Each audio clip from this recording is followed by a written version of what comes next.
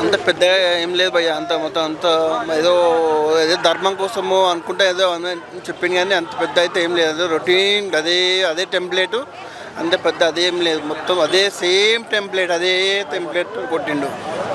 అంటే హైందవ ధర్మం గురించి ఎలా పెద్ద ఏం లేదు. నాకు జిజికే సాంగ్ ఒకటే కొంచెం ఊపు మీద ఉంది, అదొకటే జిజికే సాంగ్ ఒకటే ఊపు వచ్చింది. మిగతా అంతా సప్పనే ఉంది, అంత పెద్ద. ఎందులో డిసప్పాయింట్ అయ్యారు మీరు? అంటే అదే సేమ్ టెంప్లెట్, అంతే ఓల్డ్ టెంప్లెట్, సేమ్ టెంప్లెట్ అంతే, ఓల్డ్ రొటీన్ టెంప్లెట్. అంటే అఖండ 1 బాగుందా, ఇప్పుడు 2 బాగుంటుంది? అఖండ అంటే బోయపాటి కరెక్ట్ స్క్రీన్ ప్లే అంటే ఇది ఏంటంటే బాలయ్య ఇది నడిచిపోతుంది, 1 వీక్ అట్లా నడిచిపోతుంది. బాలయ్యకి బోయపాటి తమన్ యుద్ధం ఉంటే సెట్ అయిపోతుంది, నడిచిపోతుంది. బాలయ్య ఫ్యాన్స్ సెట్ అయిపోతుంది. అంటే సినిమా పక్కన పెడితే బీజేం అంటే గుర్తొచ్చింది. మధ్యలో వాళ్ళ అమ్మాయి అనిపోయినప్పుడు ఆ కలేజా బీజేం తీసుకొచ్చి ఇరికిచ్చేసిండు తమన్ భయ్య. అది ఒకటి తమన్ భయ్య దొరికిపోయింది, బాలయ్య దొరికిపోయిండు. కలేజా బీజేం దొరకబట్టిండు. Super duper hit. హైందవ ధర్మం గురించి చెప్పారు కదా, ఎలా అనిపించింది? అంటే అరే అన్న, అసలు ఇట్లాంటి సినిమాలు ఇంకా రావాలి డెఫినెట్గా. Super wonderful.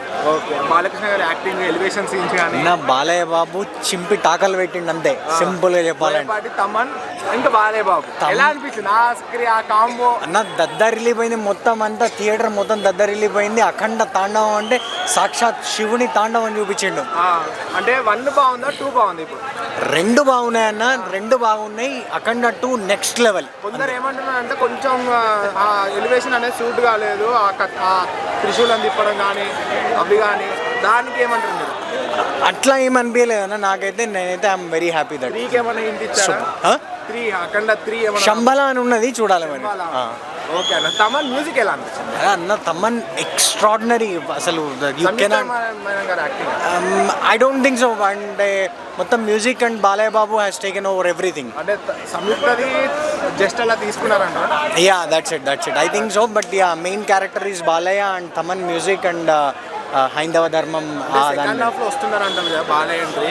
అట్లా అది ఫస్ట్ హాఫ్ మొత్తం దేనివల్ల? అంటే ఓన్లీ ధర్మం, నా కూతురు గురించి చాలా నచ్చిందా, ఎట్లా అంటారు? అంటే స్టోరీ పికప్ ఎలా అనిపించింది? అంటే కూర్చోగలుగుతా?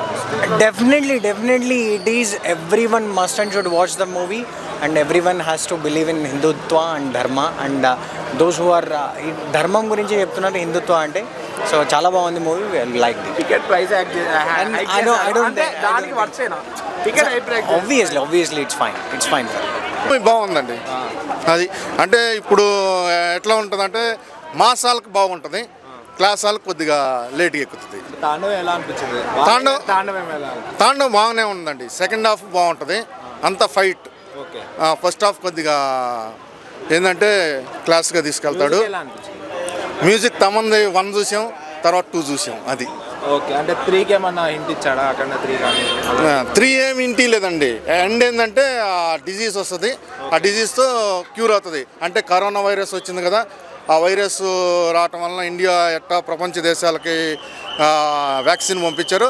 అదే లాస్ట్ సీను పెట్టాడు అనమాట. ఇందులో 2 చూపెట్టారు, హైందవ ధర్మం గురించి చూపెట్టారు. హైందవ ధర్మం అంటే చైనా వాళ్ళు స్ప్రెడ్ చేసిన వైరస్ మీద హిందూ ధర్మం ఎలా పోరాడింది అంటే చూపించాడు.